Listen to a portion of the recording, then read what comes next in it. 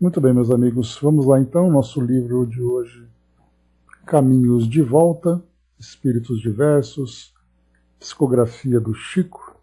Hoje nós temos dois assuntos, Reencarnações Estranhas, o texto número 23, Vingança e Teratologia, e Epifânio Leite traz para nós aqui um poema para nos ajudar no entendimento desse assunto.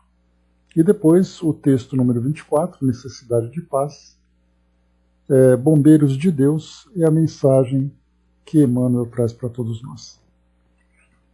Muito bem. O nosso texto, então, número 23, ele traz aqui uma situação bastante particular, que foi observada aqui por aqueles amigos, né, que estudavam então com o Chico. E aí então, na dúvida sobre como lidar com tudo isso, eles então levaram essa questão para o plano espiritual, aos amigos instrutores do plano espiritual. Você se lembra que nós estudamos, numa outra oportunidade, aquele caso da jovem sequestrada que depois acabou virando também terrorista. Era um caso que tinha acontecido nos Estados Unidos, mas que tinha sido noticiado na mídia aqui do Brasil, naquele período de 1975. E aí então eles debateram, discutiram esse caso, e depois os espíritos então ajudaram no entendimento, né, dessa situação. Aqui nós temos uma outra que não é necessariamente um fato, né, de crimes ou coisas parecidas, mas são situações que acontecem uma anomalia que acontece dentro da medicina, ou melhor, dentro da natureza, que caso esse que é estudado pela medicina, que aí então despertou a curiosidade daqueles amigos, e esse assunto então acabou sendo trazido lá para o estudo da doutrina. Lembrando sempre, né, que a doutrina espírita é uma filosofia que nos permite abordar qualquer assunto que surja na nossa sociedade, qualquer que seja, independente da área, independente do tema. A doutrina espírita sempre tem uma contribuição para nos ajudar nesse nosso entendimento, e esse caso aqui então é mais um daqueles que vão despertar a nossa curiosidade. Bom dia, dona Miriam. Então diz assim para nós na introdução o Chico: comentávamos em grupo de amigos com muito interesse os casos de crianças recém-nascidas que trazem no próprio corpo os restos de fetos frustrados ou supostamente frustrados, especialmente determinados casos que a imprensa, vez ou outra, veicula. Um amigo registrou a pergunta que deveríamos endereçar aos amigos espirituais. Em nossa reunião pública de sábado, depois de havermos estudado a questão 344 de O Livro dos Espíritos, o poeta Epifânio Leite escreveu o soneto Vingança e Teratologia. Então aqui nesse caso, nós já vimos isso, né? Tem até algumas imagens, né, que circulam pela internet de casos assim. Por exemplo, de uma pessoa que nasce com uma terceira perna. Me recordo de uma criança que tinha um pequeno braço nas costas, né? Então falavam sobre deformidade, deformações, de um modo geral, né? Então aqui esse assunto acabou sendo tratado naquele momento, e isso então se perguntava, né, por que essa situação? Isso, no caso, né, da polidactilia, ele é uma anomalia genética, né? Agora, um dedo a mais, por exemplo, ele até acaba sendo menos impressionante. Mas teve uma criança, por exemplo, na Índia, que nasceu com uma terceira perna, lembrando muito um dos deuses, né, do panteão de divindades lá da Índia. E essa criança, então, ela era tratada como uma deusa encarnada, porque ela tinha uma perna a mais. E aí, então, a gente lembra, né, Shiva, por exemplo, que tem vários braços, outras divindades que trazem ali umas características diferentes. Então, esses casos são mais impactantes, né? Então, desses e outros. Mas aqui, então, para nós, só para a gente trazer, né, esse entendimento mais conceitual dessa questão, aqui quando Epifânio Leite trouxe para nós o título Vingança em Teratologia, fui até então lá pesquisar o que era teratologia. E eu trouxe para vocês aqui uma definição interessante. Lembrando que isso acontece não apenas, né, no mundo humano, mas acontece no mundo animal de um modo geral, né? Então diz assim para nós: teratologia é o termo que define o ramo da medicina responsável por estudar as causas, mecanismos e padrões das anomalias congênitas. Simplificadamente, trata-se do estudo das anomalias de desenvolvimento que ocasionam alterações morfológicas ao nascimento. Estas, por sua vez, podem variar desde malformações defeituosas de um ou mais órgãos até a ausência de um órgão. Para a prática desse estudo se faz necessário o conhecimento das etapas do desenvolvimento, uma vez que algumas dessas etapas são mais suscetíveis a perturbações do que outras. Os responsáveis por causar anomalias congênitas são chamados de agentes teratogênicos. Define-se este último como sendo qualquer substância, organismo, agente físico ou estado de deficiência que, enquanto presente durante a vida embrionária ou fetal, é capaz de produzir alterações na estrutura ou função do concepto, né? Nem toda variação presente no desenvolvimento é considerada uma anomalia. Variações anatômicas habitualmente são encontradas como, por exemplo, os ossos que variam entre si não apenas em sua forma, mas em diminutos detalhes. Deste modo, classificam-se as anomalias congênitas em 4 tipos: malformações, perturbações, deformações e displasia. Os fatores que levam às anomalias congênitas são de 2 tipos: fatores genéticos e fatores ambientais. Os fatores genéticos são aqueles passados dos genitores para os seus descendentes e são chamados de hereditários, como, por exemplo, a polidactilia, que é o caso, né, de ter um dedo a mais, por exemplo, enquanto que os genéticos cromossômicos resultam de uma anomalia na estrutura de um cromossomo da espécie, como, por exemplo, a síndrome de Down. Já os fatores ambientais compreendem vírus, rubéola, HIV, herpes simples e varicela, bactérias que causam a sífilis, por exemplo, parasitas, no caso da toxoplasmose, drogas, álcool, tabaco, antibiótico, mercúrio, varfarina, dentre outros, e radiações, no caso do raio-x.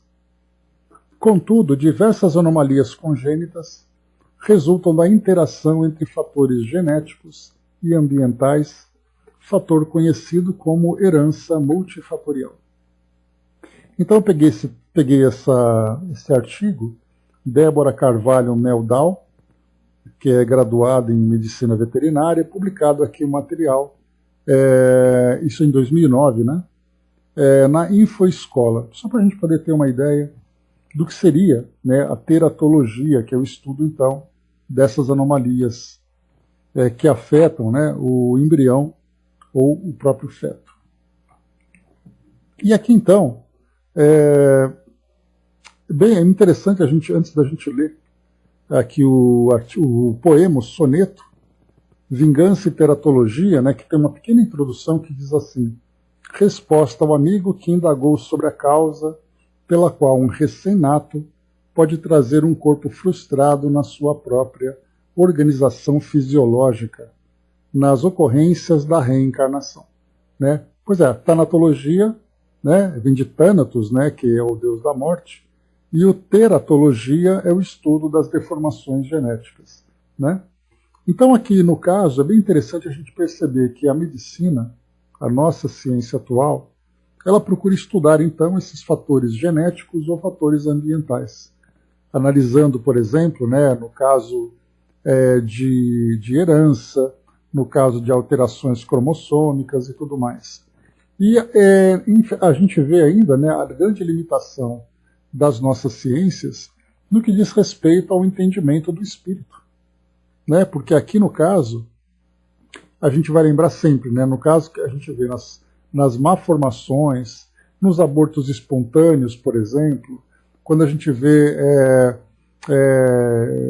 gêmeos siameses, né, na geração de 2 crianças ou 3 crianças que nascem grudadas, né? Então temos ali a natureza, né, não sendo ainda perfeita do modo como a ciência observa, acaba causando então essas anomalias e muitas vezes algumas aberrações. Então, o que nós temos aqui na resposta de Epifânio Leite é o entendimento da influência do espírito sobre esse fenômeno. Então, aqui inicialmente nós teremos, na questão 344 do Livro dos Espíritos, naquele capítulo que trata, capítulo 7, retorno à vida corporal.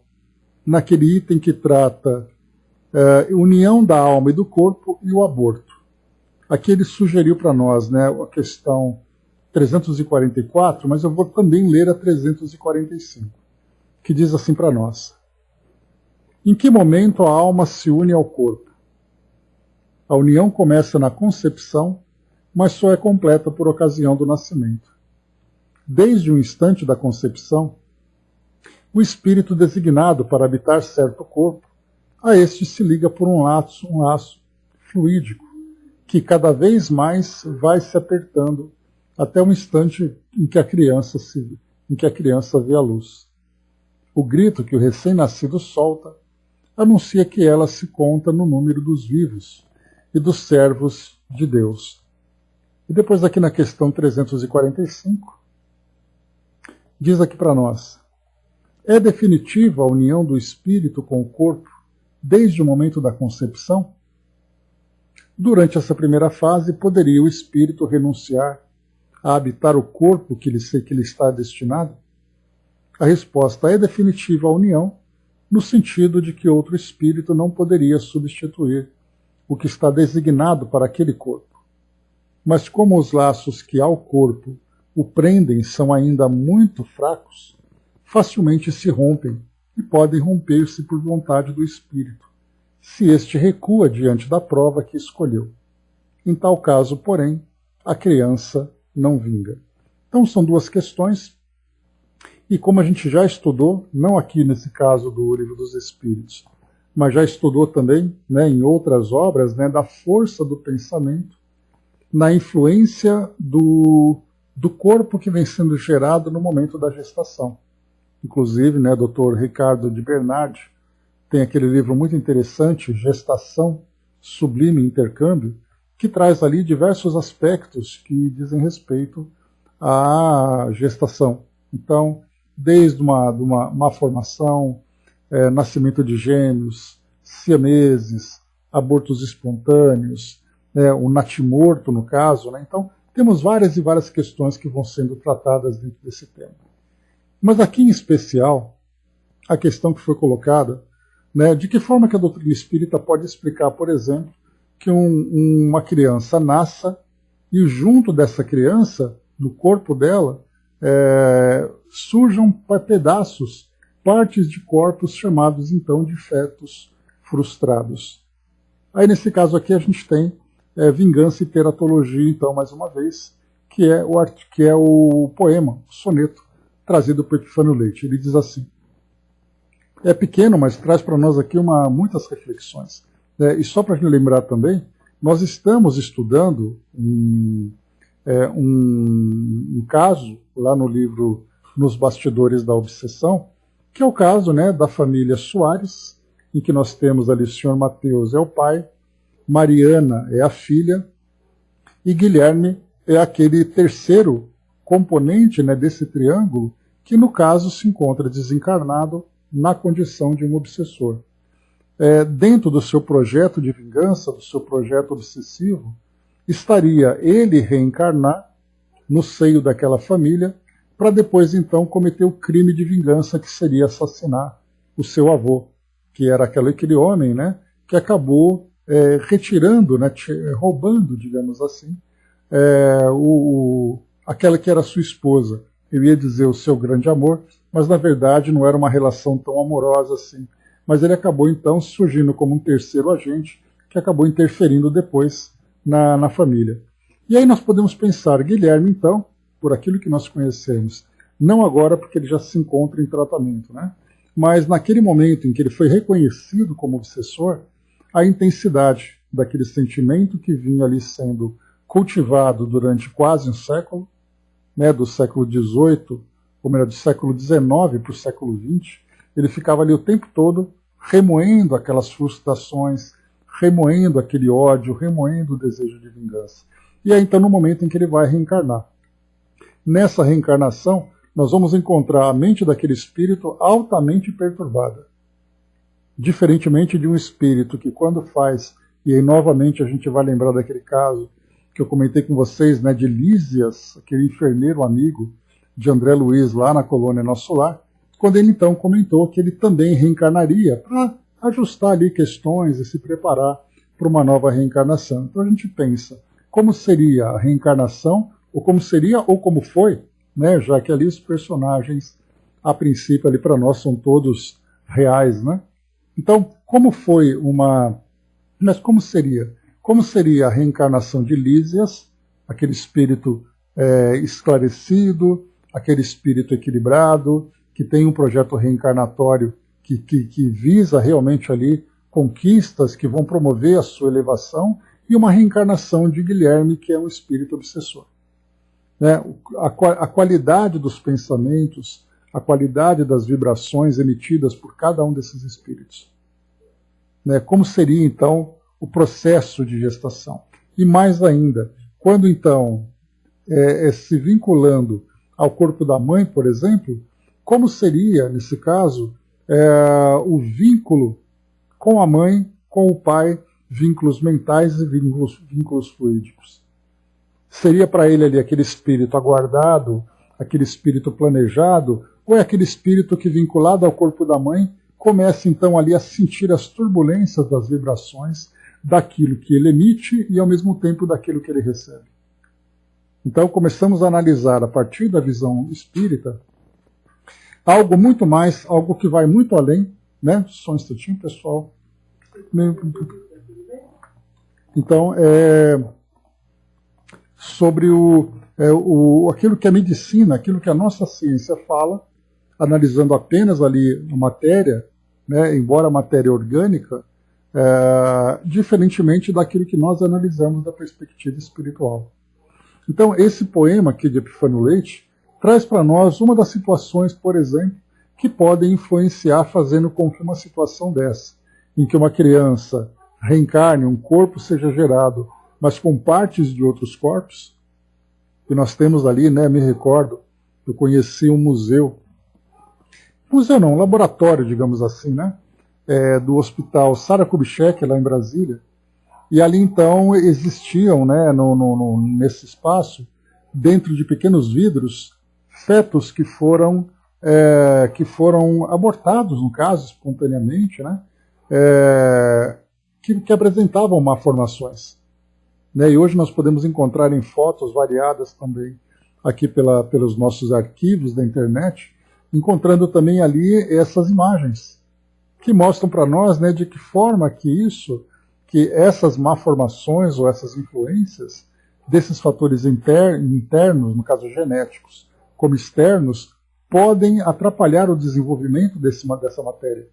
Então o corpo tem a sua programação para se formar, mas ele sofre as suas interferências.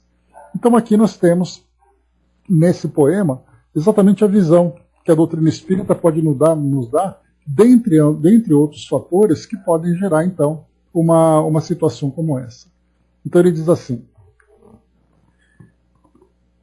ei-lo desencarnado e a sombra a que se entrega, triste irmão vingador, pragueja, grita, ausculta, lembra a mão que o prostrara e a mágoa que se lhe avulta, Vítima embora, esvai-se em paixão bruta e cega. Tenta extinguir em vão a imagem que carrega. A face do rival, face-lhe chaga oculta. Ao medalhão mental que o enlouquece e insulta, anseia retornar ao mundo a que se apega. Implora nova mãe de cujo amor renasça, toma o claustro materno entre a ira e a ameaça, dorme atando à memória os quadros do ódio antigo, e agarrado à vingança e ao fel que o descontrola, plasma no próprio feto, em carne viva e morta, a figura larval do seu próprio inimigo. Então, Epifânio Leite, trazendo então esse pequeno relato daquele espírito. Então nós vemos isso de uma forma muito aplicável dentro do que nós estamos estudando lá nos bastidores da obsessão. Então aqui ele vai dizendo para nós, né, nesse primeiro verso, a gente vai lendo e acompanhando a história de Guilherme, né, daquele espírito que se encontrava como um obsessor. Ei-lo desencarnado e a sombra a que se entrega. Então aqui nesse primeiro verso nós já temos a sombra que se entrega, todos os pensamentos, todos os sentimentos, as relações que ele estabelece no plano espiritual, que vão ajudá-lo e alimentá-lo nesse seu desejo de vingança. Triste irmão vingador, pragueja, grita e ausculta. E aqui então ele vai sempre, nesses gritos, nesses praguejos, nessa ausculta, sempre procurando justificar as suas razões para buscar essa vingança, de se ver como vítima do passado e agora desejando a sua justiça, fazer a justiça com a própria mão, com as próprias mãos. Lembra a mão que o prostrara e a mágoa que lhe avulta, vítima embora esvai-se em paixão bruta e cega. Então ele vai sempre lembrar, né, dos casos do passado, como nós vimos, né, no momento em que houve aquele primeiro encontro entre ele e Mariana, no plano espiritual, ele então começou a lembrar o que ele fazia, quem ele era, onde ele vivia, nos tempos da Holanda, né? E depois que ele era casado, e depois Mariana ajudou a completar mais essa história. Depois ele coloca, né, ele tenta extinguir em vão a imagem que carrega. A face do rival, face-lhe chaga oculta. E aqui nesse caso ele nem tenta extinguir, né, porque na verdade ali ele alimenta, ele foca, ele fixa cada vez mais as suas ideias naquela monoideia, né, naquela única ideia que é a razão da sua existência naquele momento. Então a gente já começa já a entender a intensidade do pensamento, a direção que ele dá às imagens da sua mente, e depois a gente naturalmente, sabendo que a mente do espírito é responsável por plasmar o organismo que ele vai utilizar, quando esses pensamentos se encontram então em desequilíbrio, a resposta que nós temos já é exatamente a interferência na geração desse organismo. Depois aqui ele implora a nova mãe de cujo amor renasça. Ele toma o claustro materno entre a ira e a ameaça e dorme atando à memória os quadros do ódio antigo. Então a gente lembra, né, que conforme os espíritos trazem para nós, embora muito poucas informações sobre isso, né, de que forma que o espírito se comporta, qual é o estado mental e emocional do espírito, no momento em que ele está ali se vinculando, estreitando a sua relação com o corpo físico que ele vai utilizar. Dentro da nossa visão o espírito fica adormecido, porque ele não é capaz de interagir, ele não é capaz de influenciar a princípio, né, o momento da gestação. Mas o que a gente sabe é que, embora o espírito esteja inconsciente, acompanhando desperto esse longo processo em que ele passa por aquela redução, depois ele vai então se vinculando cada vez mais àquele corpo físico, né, ele vai se desenvolvendo até o momento em que há, de fato, o nascimento completando ali a sua reencarnação. A gente tem então também que, embora o espírito esteja adormecido, que é o que acontece conosco todos os dias à noite, quando nós então adormecemos, o corpo adormece. Nós perdemos a consciência sobre aquilo que nos envolve, mas como espíritos que somos, estamos ali vivos e ativos, elaborando ali ideias, resgatando imagens, fazendo planos, alimentando os sentimentos, né? Nós estamos ali altamente, né, num grande movimento dentro do campo mental e emocional, embora conscientemente nós não temos percepção do que acontece à nossa volta. No momento em que há uma reencarnação, nós podemos trazer a mesma situação. O espírito se encontra fechado ali, né, preso naquele ambiente, né, onde ele se encontra, que é ali dentro do ventre de sua mãe, se ligando, né, se estreitando cada vez mais nessa relação entre espírito e corpo, mas mentalmente ele se encontra ativo. E dentro dessa mentalidade dele, naquele momento, ele vai então trazer, né, vai vivenciar mentalmente tudo aquilo que faz parte do seu mundo íntimo.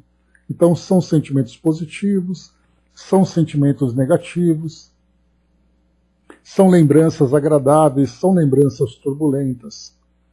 Vibracionalmente, a gente já tem inclusive hoje, né, a própria psicologia e a medicina fala também, né, sobre as grandes preocupações que os pais precisam ter no momento da gestação, né, de criar um ambiente que seja favorável para a criança, não apenas no caso, né, da mãe ter uma alimentação saudável, deixar, né, de utilizar substâncias que possam ser prejudiciais na geração daquele corpo, mas também nas suas próprias relações. Né, fazer com que aquele ser que se desenvolve seja acolhido com os melhores sentimentos por parte dele, dela própria, e também por parte da família, especialmente daqueles que estão mais próximos.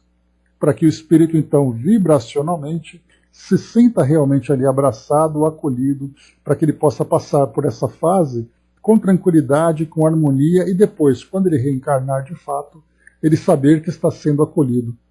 Ou, por exemplo, né, soldado, a gente tem conversar com os filhos, a gente tem músicas, a gente tem os ambientes em que a mãe pode, né, no caso, tratamentos ali de saúde, ginásticas, enfim, vários tipos de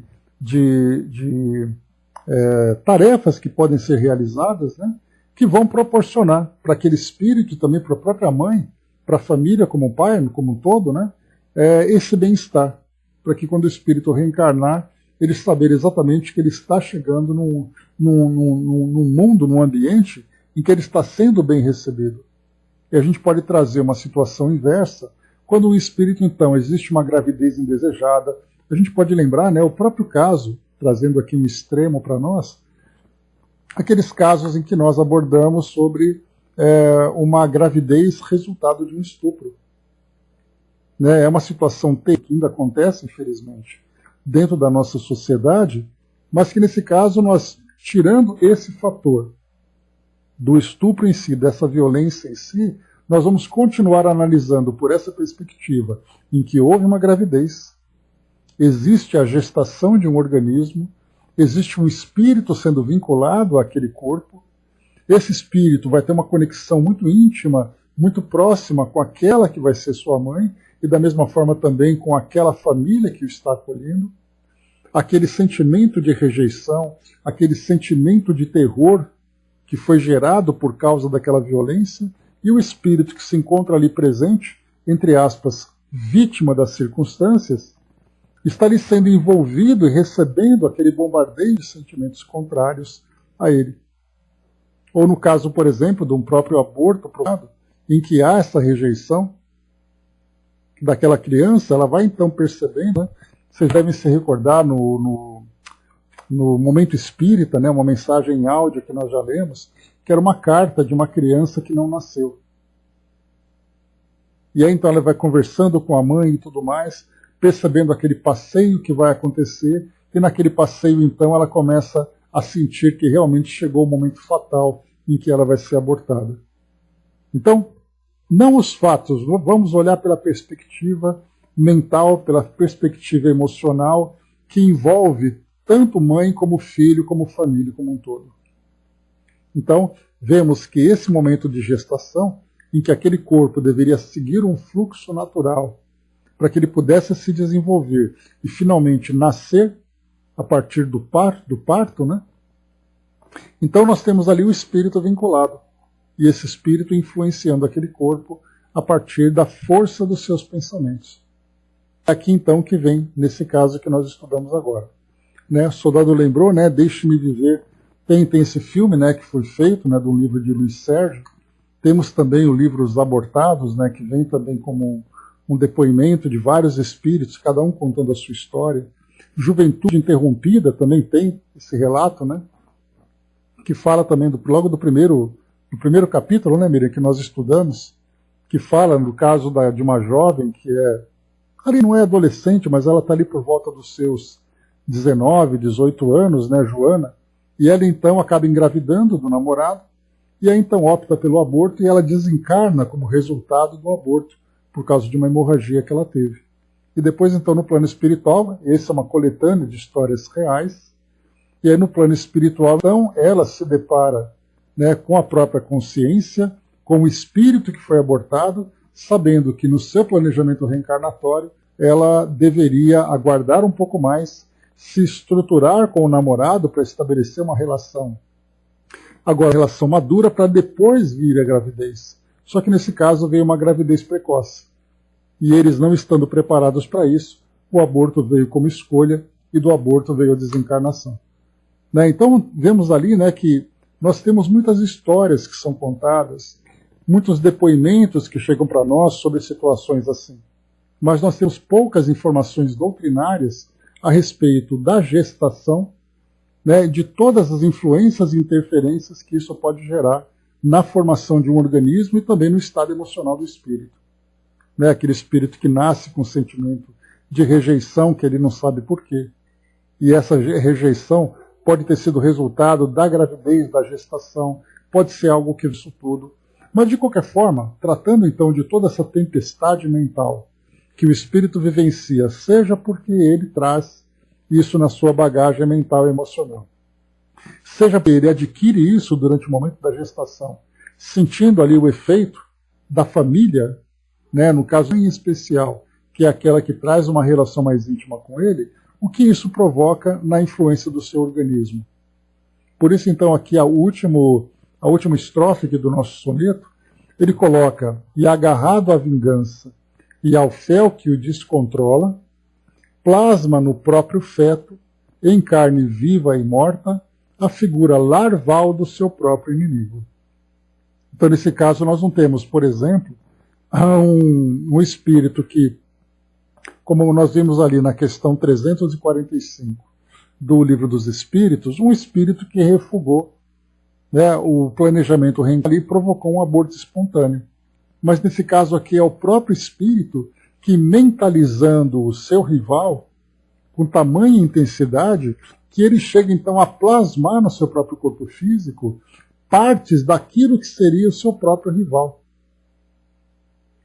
Então, claro que nós não estamos aqui generalizando, mas Epifânio Leite traz para nós uma das situações que podem, né, provocar esse tipo de situação, esse tipo de efeito.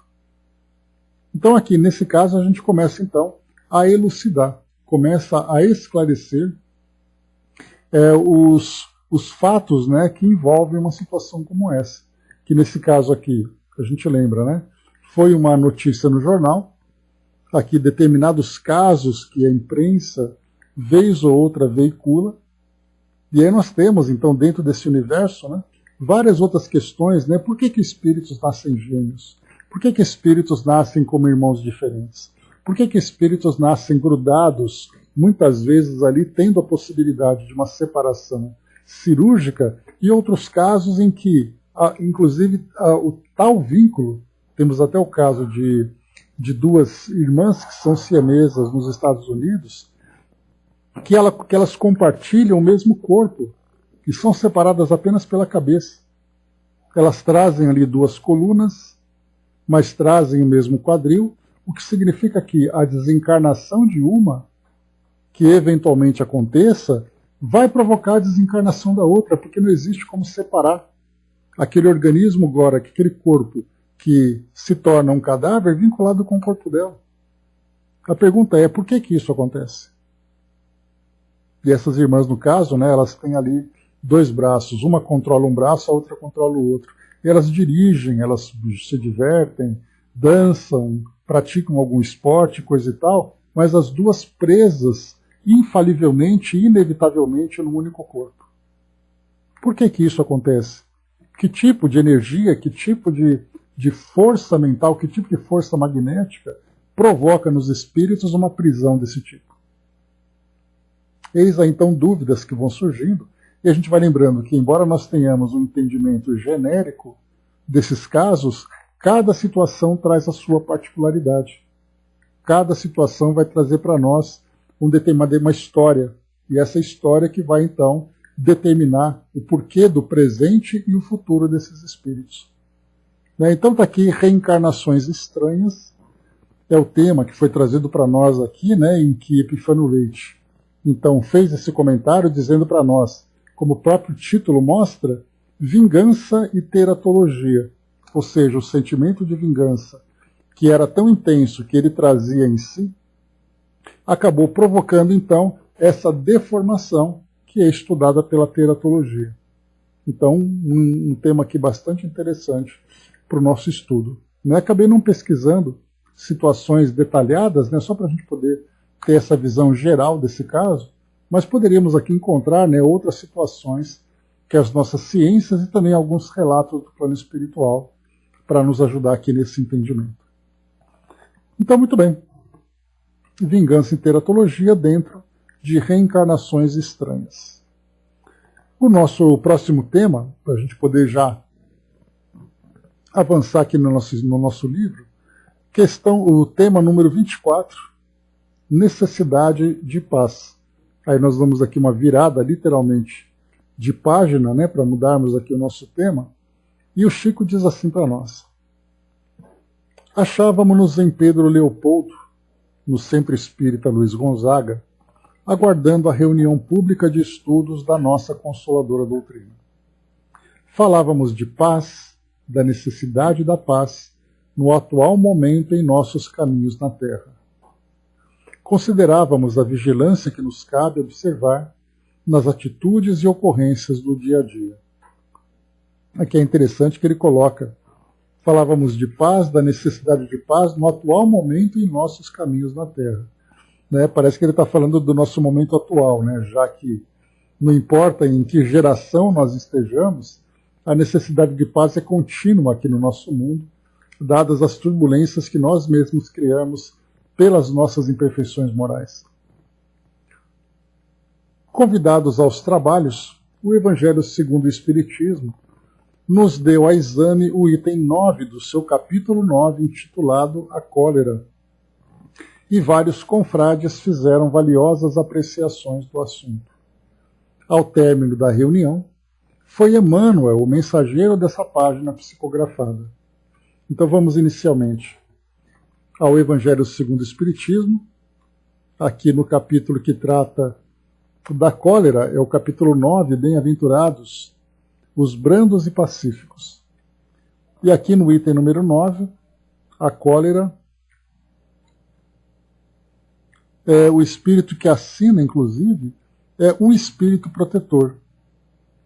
Mas eu cheguei a pesquisar, mas eu não me recordo, mas me parece que fizeram algumas pesquisas e encontraram quem seria esse espírito que trouxe esse tema, a cólera. Então, porque nós tivemos, no caso aqui, se eu não me engano, a paciência, que é um espírito amigo, quem assina, na verdade, era João de Ângeles.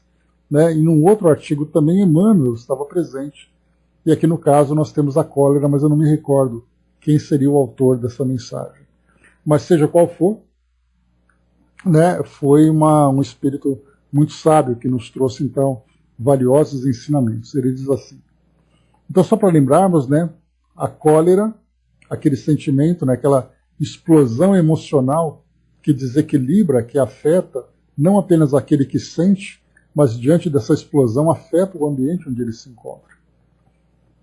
O orgulho vos induz a julgar-vos mais do que sois, a não suportardes uma comparação que vos possa rebaixar, a vos considerardes, ao contrário, tão acima dos vossos irmãos, quer em espírito, quer em posição social, quer mesmo em vantagens pessoais, que o menor paralelo vos irrita e aborrece. Que sucede então? Entregai-vos à cólera. Pesquisai a origem desses acessos de demência passageira que vos assemelham ao bruto, fazendo-vos perder o sangue frio e a razão. Pesquisai, e quase sempre deparareis com o orgulho ferido. Que é o que vamos fazer? O que vos faz repelir, coléricos, os mais ponderados conselhos, senão o orgulho ferido por uma contradição. Até mesmo as impaciências que se originam de contrariedades muitas vezes pueris decorrem da importância que cada um liga à sua personalidade, diante da qual entende que todos se devem dobrar. Em seu frenesi, o homem colérico a tudo se atira, à natureza bruta, aos objetos inanimados, quebrando-os porque ele não obedece. Ah, se esses momentos pudesse ele observar-se a sangue frio, ou teria medo de si próprio, ou bem ridículo se acharia. Imagine ele por aí, que impressão produzirá nos outros. Quando não fosse pelo respeito que deve a si mesmo, cumpria-lhe esforçar-se por vencer um pendor que o torna objeto de piedade. Se ponderasse que a cólera a nada remedeia, que lhe altera a saúde e compromete até a vida, reconheceria ser ele próprio a sua primeira vítima. Mas outra consideração, sobretudo, deverá contê-lo, a de que torna infelizes todos os que o cercam. Se tem coração, não lhe será motivo de remorso fazer que sofram os entes a quem mais ama? E que pesar mortal, se num acesso de fúria, praticasse um ato que houvesse de deplorar toda a sua vida. Em suma, a cólera não exclui certas qualidades do coração, mas impede se faça muito bem e pode levar à prática de muito mal. Isso deve bastar para induzir o homem a esforçar-se pela dominar. O espírita, ao demais, é concitado a isso por outro motivo, o de que a cólera é contrária à caridade e à humildade cristãs. Então aqui o espírito protetor, lá de Bordeaux, em 1863, recebido ali por um grupo espírita naquela cidade, e aí depois é enviada para a sociedade para análise de Kardec. Bom, Emmanuel, então, traz para nós aqui a mensagem Bombeiros de Deus, como complemento desse tema, necessidades de paz. E ele diz assim: temos diversas formas de auxiliar, suprir a penúria, estender a beneficência, criar a generosidade, consolar o sofrimento.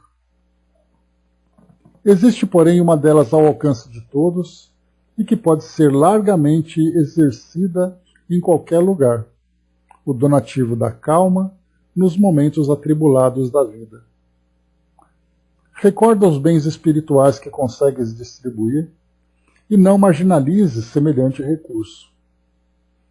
Diante de reclamações e críticas, usa a tolerância que estabeleça a harmonia possível entre acusados e acusadores. Recebendo injúrias e ofensas, silencia e esquece os desequilíbrios de que porventura te fizeste vítima, sustentando calamidades da delinquência. Perante a agressividade exagerada de alguém, guarda a serenidade que balsamize corações e pacifique ambientes. Encontrando veículos de discórdia, entrega o entendimento que afaste choques e conflitos capazes de suscitar azedume e perturbação. Em qualquer lance difícil da existência, dispões da possibilidade de atuar beneficamente com os recursos da bondade e da compreensão que entretecem a garantia da paz. Lembra a faísca lançada impensadamente quando se transforma em fogo descontrolado e devorador. Qualquer criatura que se mostre agindo sem noção de responsabilidade pode gerar incêndios lamentáveis, destruindo os mais altos valores da vida. Por isso mesmo, onde estivermos, sejamos nós os bombeiros de Deus. Emmanuel então assina, o que é bem interessante para nós, né? Quando ele fala sobre bombeiros de Deus. Somos aqueles então que se tornam pacificadores. Não apenas pacifistas, no sentido, né, de manter a paz em si mesmo, mas também pacificadores, aqueles que são capazes de trabalhar pela paz dos outros, onde quer que nós estejamos. Né? Fabi falava, né, Fabi, sobre o curso, né, de conciliação, e é exatamente isso, né? Não é apenas uma questão técnica, né, de estar ali intermediando a relação entre duas pessoas em conflito, mas também exercendo, através dos valores da caridade, né, a capacidade de fazer com que as pessoas se harmonizem diante de um conflito, tanto quanto possível, né, já que cabe naturalmente a cada um criar para si próprio esse ambiente de paz. Mas aí falta muitas vezes a lucidez, falta o entendimento.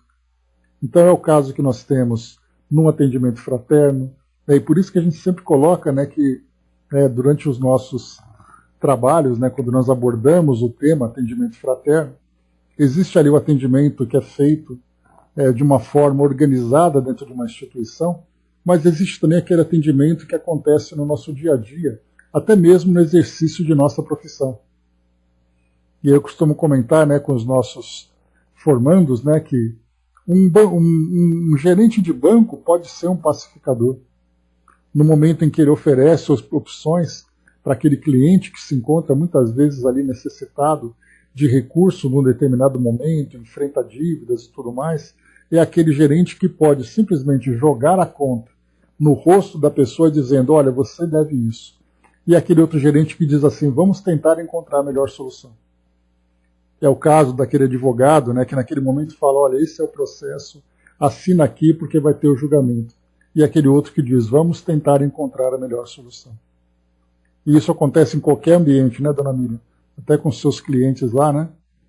Que de repente estão ali preocupados, estão ali agitados, inconformados. Calma que nós vamos encontrar a melhor solução. E assim em cada profissão, ou seja, não importa o ambiente que nós estejamos aqui no nosso mundo material, o exercício dos valores, o exercício das virtudes, sempre será a oportunidade de nós transformarmos o nosso mundo num mundo melhor. Então, ao recebermos ali, né, a insígnia, o distintivo de bombeiros de Deus, na verdade esse distintivo vai mostrar para nós exatamente as virtudes, os valores que nós cultivamos, que nós somos capazes de cultivar.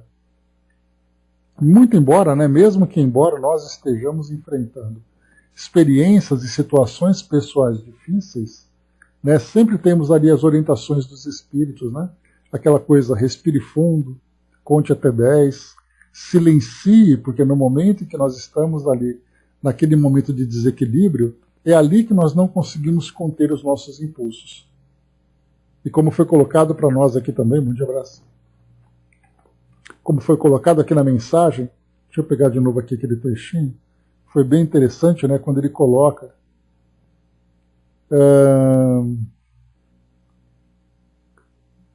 quando ele diz assim, né, em seu frenesi, o homem colérico a tudo se atira, à natureza bruta, aos objetos inanimados, quebrando-os porque ele não obedece.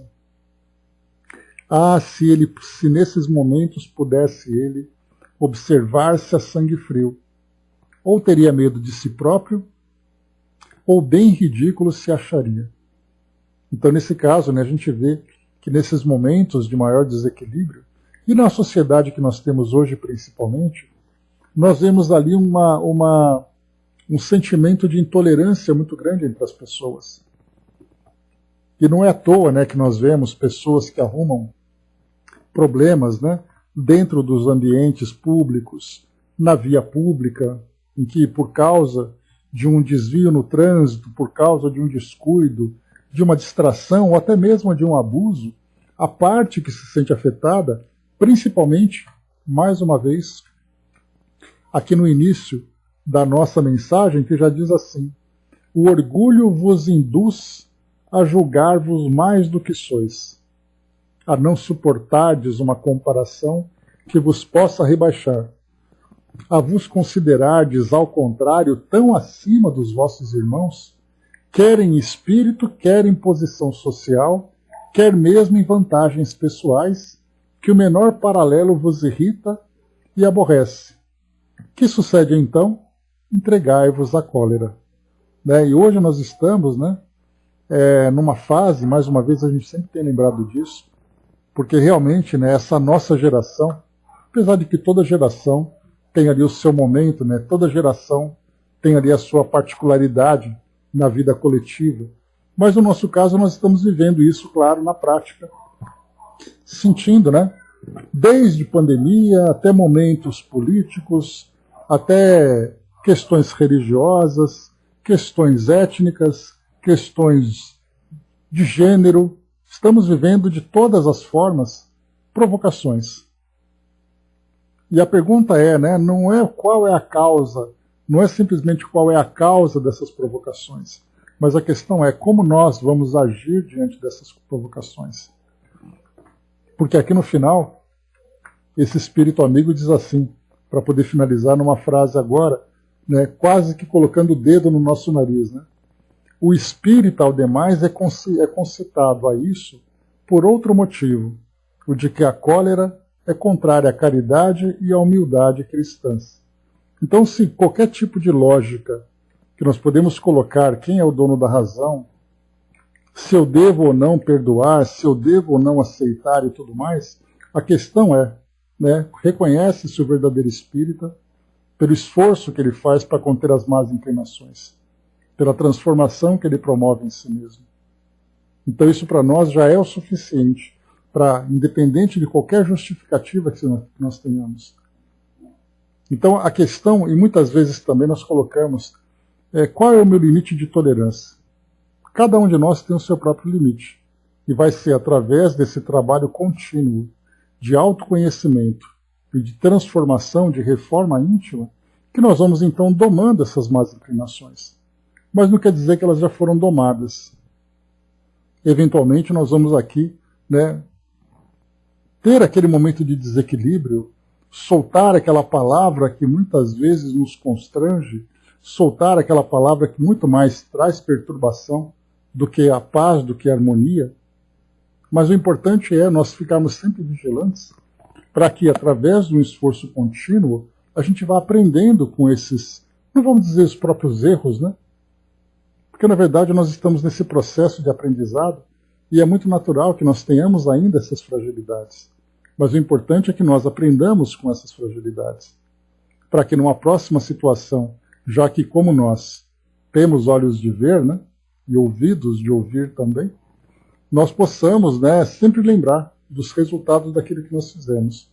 Se naquele momento eu falo alguma coisa e essa coisa gerou uma repercussão que me traz constrangimento, isso porque hoje nós temos estamos nesse estágio em que nós temos lucidez de avaliar os nossos próprios atos, diferentemente daqueles que são cegos diante das atitudes que têm. Então aquilo que nós fazemos, nós somos capazes de analisar o resultado. Eu fui responsável por fazer aquilo. Eu não devia ter feito isso. Me arrependo de ter feito aquilo tudo. Eu não acho, na verdade, soldados, que seja um sininho. Agora eu acho que é um alarme mesmo, Aquelas sirenes bem gritantes, porque agora a gente tem a consciência cada vez mais clara, Então, quando a gente comete um pequeno deslize, a consciência grita na hora. Principalmente nós que temos, assim, sempre esse compromisso diário e contínuo com atividades, Pois é, para nós agora a gente sabe, o sininho é aquele bem discreto, o alarme é aquele gritante. É aquele alarme com aqueles giroflex em cima ainda, gritando para nós que nós passamos do limite, que nós nos desviamos do caminho que nós estamos tentando percorrer. Então cabe a nós, então, através desse exercício constante, sempre o aprendizado. É aquele silêncio, é aquela aguinha da paz, como lembra o Chico, como lembra André Luiz lá no nosso lar, é aquela aguinha da paz para dar aquele momento de respirar, aquele momento de silenciar, Como lembra Hamed, também chegamos até a falar sobre isso ontem, a respeito, né, de qual é exatamente a forma, né, qual é a forma de nós exercitarmos o perdão. Ele diz para nós que o primeiro passo é mantermos uma distância psíquica daquele que é o nosso ofensor, dissolvendo qualquer tipo de duelo, desfazendo qualquer tipo de duelo, né, porque o duelo, diferentemente do duelo a que se referia Kardec, que era o duelo real, né, de pessoas pegando em armas, de pessoas querendo limpar a honra, né, exterminando o seu oponente, os duelos atuais se dão no campo mental. Em que naquele momento em que nós saímos de uma discussão, as ideias ficam: se eu tivesse dito isso, por que eu não disse aquilo? Eu devia ter feito tal coisa. Mas felizmente para nós, o que vai nos chamar a atenção é, né, eu não devia ter feito aquilo. E não continuar brigando com o meu oponente, porque isso acontece o tempo todo para todos nós, que é muito natural. Mas o importante é a gente manter sempre a mente ocupada por esses melhores valores. Sempre cultivar, né, porque a gente lembra que quando nós trabalhamos, né, com a qualidade do nosso pensamento, nós podemos gerar aquele pensamento que é tóxico, aquele pensamento que é fétido, ou aquele pensamento que tem um aroma agradável. Então a gente vai lembrar que o pensamento tem cheiro. Qual é o cheiro do nosso pensamento, especialmente diante de situações assim? Se nós estivermos duelando, não tenhamos dúvida que o cheiro será bastante desagradável. Se nós começarmos então a fazer aquele momento de prece, aquele momento de leitura, sairmos daquele ambiente que nos provoca esse desequilíbrio, nos afastarmos psiquicamente. E quando o Hamed fala psiquicamente, é que muitas vezes temos que continuar convivendo no mesmo ambiente naquele momento. Mas mentalmente nós nos desviamos e buscamos uma outra imagem, buscamos uma outra fonte, para que mantenhamos então esse nosso equilíbrio. Então pensemos dessa forma, porque aí sim nós vamos conseguir ter sucesso. Porque a gente lembra, né, que vencermos, né, as nossas impaciências, as nossas intolerâncias e a nossa irritação é resultado de prática. E é através da prática que nós conseguimos alcançar, então, esse aperfeiçoamento. Não é alcançar a imperfeição porque nós estamos distante dela, mas é alcançar esse aperfeiçoamento, que é esse degrau a mais que nós estamos galgando, né, dia após dia, momento a momento, na nossa existência. E não pensemos, né, que na próxima encarnação nós seremos melhores. Pensemos que no próprio momento, no próximo momento, nós teremos um momento melhor e vamos assim cada vez mais aperfeiçoando as nossas virtudes. Então, meus amigos, é isso. Vimos aqui então essas duas mensagens. Mais uma vez aqui a número 23, reencarnações estranhas, vingança e teratologia, e necessidade de paz, bombeiros de Deus. Então sejamos os bombeiros, não os incendiários, né? Porque incendiários é o que o mundo mais tem. Agora, bombeiros são poucos. Então sejamos nós esses bombeiros. O soldado colocou, né, a Mãe Natureza é tão boa conosco que sempre nos dá a chance de melhorar, mesmo que vivamos sempre errando, né? E como foi colocado também, né, o nosso próprio amigo Eduardo trouxe para nós, né, numa das suas mensagens, né, que Deus é sempre amoroso, independente da posição em que nós nos encontramos. Somos nós que nos colocamos numa posição de recuo, numa posição de culpa, numa posição de dor, de revolta. Deus sempre é neutro e sempre nos dará oportunidade para nós, então, retomarmos aqui o